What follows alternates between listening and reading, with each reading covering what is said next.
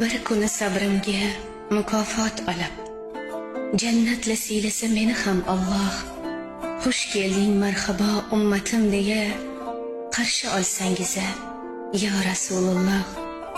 Tangrimga yuzlanib duo qilsangiz, yonimda ota-yu onam bo'lsa oh.